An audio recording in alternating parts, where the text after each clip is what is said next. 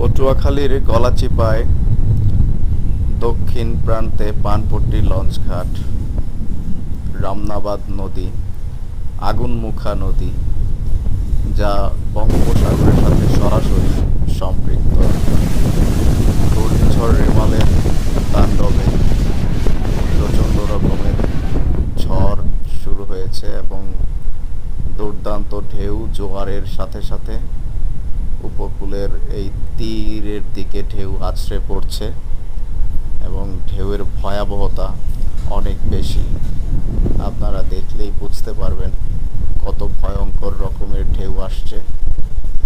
এই ঢেউ আরও ৮-১০ ফিট উঁচুতে হয়ে যাওয়ার সম্ভাবনা আছে। পাশেই একটা জায়গা ভেঙে যাওয়ার সম্ভাবনা, সেখানে লোকজন বাদ দেওয়ার জন্য চেষ্টা করছে, কিন্তু ঢেউয়ের তোপের কারণে কিছুই করতে পারছে না।